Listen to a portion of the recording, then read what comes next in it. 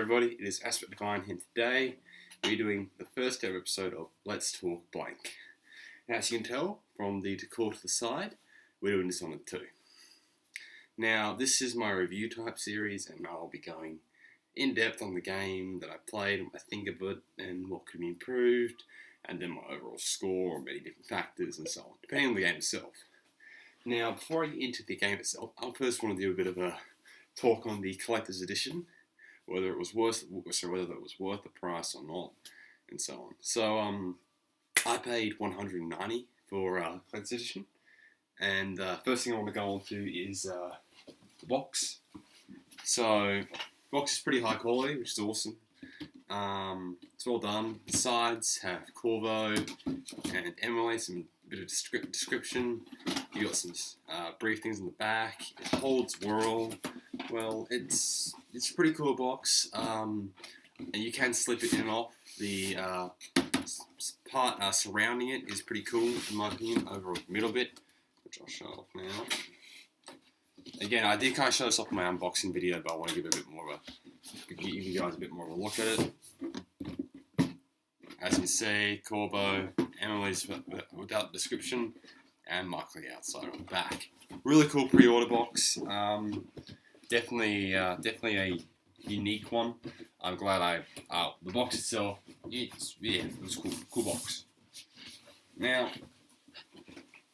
the next thing it came with was the steelbook case. Now, it's a very nice steelbook. You're looking at quite a smooth looking. The name's just there. If I can get the light on it, there you go. But what I really like about steelbook is they actually have art on the inside of it. So many times I've seen steelbooks that don't have that finish, that artwork on the inside of it. But if it does, it just adds to the effect. And obviously, of course, there was the pre-order bonuses of the bonus stuff in game, and of course, number 1, which I've given away to one of you guys. Yeah, so that was pretty cool. Steelbook's really well done. Put that back down there. The graphic novel, which I've read over 5 times now, high quality. The artwork is really, really well drawn. It's unique, it's good, it's got a story that's relevant but not necessary for the overall arc, which I like. It's just in general a really well done graphic novel, and I really hope to make more because I'll probably pick them up for myself. The ring, it's got a good casing. Box is well done. Material's a bit unfortunately. The ring itself is cool. It's metal, which is nice. Emily and Corbo's ring. I can get it on this finger quite easily, but I can't get it on my middle finger like it's done in game without causing myself extreme pain. And the final part of it's obviously the mask. Now, a little bit disappointed for 2 reasons. One, it's plastic. I was hoping maybe a bit of metal on it would be cool, but still an awesome mask. But what's really cool is the inside workings. That's awesome. And also the other disappointing fact is you can't actually wear the mask. It doesn't let you. But overall, really cool pre-order. So, for $190, was this worth it? I say yes. If you're a Dishonored fan, it was. In fact, it's probably one of my favourite pre-orders I've done. It's a cool pre-order. And if you have the chance to pick it up and you are a Dishonored fan, I would recommend it. And let's actually get to the game review. Okay, so the game. Now, so it is a stealth action-based game, and as you guys probably saw in my Emily playthrough, I played a lot more of an action over stealth style because I felt that's just what Emily feels like to me a lot more than Corvo. However, in my Corvo playthroughs, I've been going a lot more of a stealthy, stabby type style. Now, I want to talk on Emily first. So, Emily's powers are interesting, they're new, they're unique, and they do suit her. Like, for example, I should list off most of them. Well, obviously there's Far Reach, which is her equivalent of Blink, and it does work well to a fault. It feels a bit uncomfortable, the fact that you can be slingshotted across the bloody map if you're not careful and hit the glass, which happened to me several times, which made trying to do stealth on her remarkably hard. Doppelganger is shit, to be quite frank. It's a pretty useless power in my opinion. Comedic value, I can see it, and maybe for combos using your domino, it's okay. Domino was cool to use. Not much else on it. It's just it was a useful tool, but yeah, not really over the top cool. Mesmerize, I've used it in a later playthrough which I've done. It's actually pretty damn useful for stealthing around the place, which I'm very glad that she has an ability which allows stealth possible on her.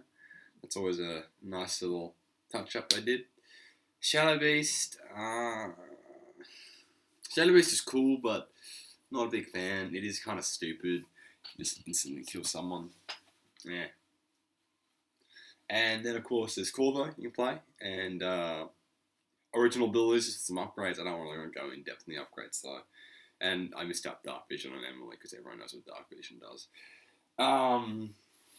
Gameplay itself, it's got 9 missions, same as the first game. The missions are bigger, more interactive, more side quests, more runes, more bone challenges, more upgrades. There are 49 total runes in the game, I'm pretty sure. So there is quite a bit of customization you could do, which is awesome. It's a big map, lots of area. The graphics are what I expect from Dishonored. The kind of painting artistic style, which just fits the genre and the setting of the game so well that I love those graphics. Sound work is again amazing. Yeah, a few faults I had. I was able to, on several occasions, glitch myself out of the map. That's probably just because I'm looking for exploits, if you will. It's what I do when I play games, and especially when I'm going to review a game. I want to see what I can do, what I can push its boundaries, and I was able to glitch myself out of the map a few times in a few spots. Whether those are going to be patched, I don't know. I found a few other ones, like for example, when I did my ghost run, which I'm actually still doing right now on Corvo, I managed to find a few glitches which allowed me to skip entire missions. I reckon those need to be patched because they're kind of OP for ghost runs and stuff like that. But besides that, it wasn't too much problem. There are a few graphical glitches here and there, but only if you're looking closely. I found in general the graphic environment looked well done and not too in your face, and the glitches that were there aren't ridiculously obvious. You have to generally be looking for a glitch to find them, which was nice to find out that there wasn't that much problem. Character development and so on. Corvo, not too much, but then again, you don't need much on Corvo because you've already played him through on 1 and you understand kind of what he's at this point. His voice actor, I kind of wish I left him silent, but the voice actor they chose for him works well. I don't know the name of the voice actor or actress for Emily and Corvo, unfortunately. I can research that. But the voice does fit well. It's the gruffness, the grit you feel, and just the experience and the old age behind his voice. You can sense it while you're playing the game. It works well with Corvo. Yeah, I don't really have much fault for him. But again, not much extra development for Corvo's character. You see a bit more of a fatherly side through him. And this is because obviously he's talking about Emily at points. And there's of course the scenes where he's from the Jessamine to the heart. That is interesting to see a more loving side of Corvo brought out, which you don't see in the first game at all. Well, you do kind of actually with Emily, but not much. On Emily, her voice actress is amazing. Flat out, she's really good. Her development, I'm not a fan of at points. For example, you see like on High Chaos, she goes from her Emily self, you kind of expect from a low chaos standpoint, and just goes to a brutal, massacring, murdering bitch. While that might kind of make sense with the fact she's murdering a ridiculous amount of people, the sudden change in how her voice speaks and so on is a bit off-putting for me. And even on low chaos, her development is done well, but it is a little bit rushed at points, and you feel a little bit like you're just lost on the character. And the other character I want to talk about development on and so on is Delilah, because she is, in my opinion, another main character of the game. After all, she's the main protagonist. Now, Delilah comes soon, or Delilah Colderman, depending on how you look at it. Or maybe she's not, we don't really know properly right now. We saw a bit of her in the Dow Deal Season 1, and I honestly thought she was gone, dead. But she's not, she's back. Like a bitch. Now, I like how they gave you the backstory of her, why she's doing it. It did feel like they were just doing it to fill in a plot hole, but even then, it's still kind of... It was nice to get a reason why she was doing what she was doing. Excuse me, guys. Her voice actress is good. I'm pretty sure it's the same voice actress from Dishonored 1, so I can't fault her or anything. She's well voiced. In general, she plays the bad guy well. You love to hate her. To be quite frank, like for my entire first playthrough, just wanted to kill her, but in that way that I loved the feeling that I wanted to take her down. Worked well. I believe I briefly touched on sound work, but I want to go a bit more in depth on this. Now, most of the sound work in-game is actually originally composed, and that is awesome. For example, one of my favourite pieces is the Brigmal Witch's Lullaby, which you hear in the observatory mission. That is creepy as fuck, but really cool. Adds to the effect. I like that. The OST, though, is really well done. I like it. And there are a few tracks that are already made. And of course, there's a few returning tracks from Dishonored 1. Got to add to that effect. But well done sound work all around. The sounds for your powers, just as cool, especially hearing them come from the controller. That's a really cool feature. I love that. The sound of sword slashing and arrows, cross the belt, I should say, sorry, and bullets. Again, well done. Nothing to fault there. Just overall good. That's all I can really say. Again, my only real faults in the game were Emily's character development was a bit off, in my opinion. That's really it. The glitches, again, they're only noticeable if you are deliberately searching for a glitch, and even if you are doing that, it's going to be a little bit difficult to find them. I wouldn't recommend searching for glitches anyway, can't remember what's the point of the game, but hey, I do that because I want to review the game. I'm going to go in depth, find out more. Now, I honestly have to say though, before this, as you guys probably know, Life is Strange is my favourite game of all time. And I've got to say, Dishonored 1 was my second favourite game of all time. However, Dishonored 1 is now my third favourite game of all time. And Dishonored 2 is my favourite game of all time. It did. I've said it before, but if Dishonored 2 was even quarter as good as 1, it'd be an amazing game. It's at least double as good as 1. It's amazing.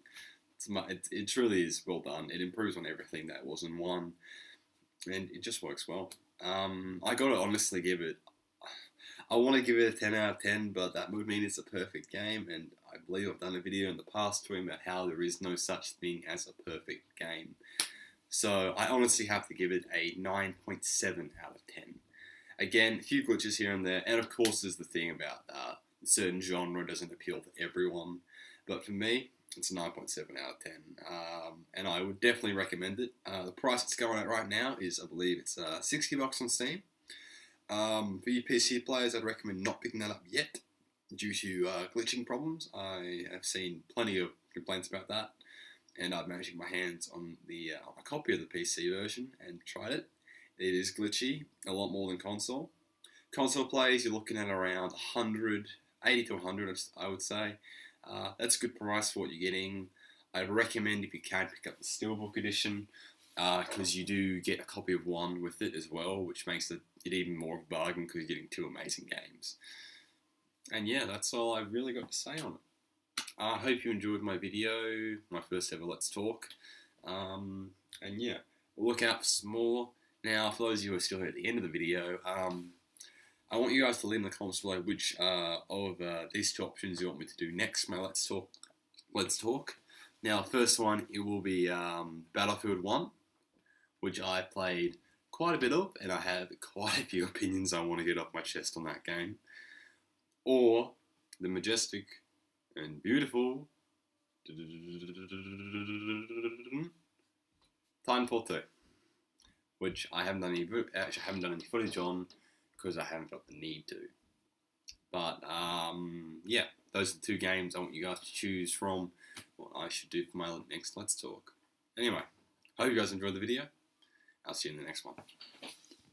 Peace.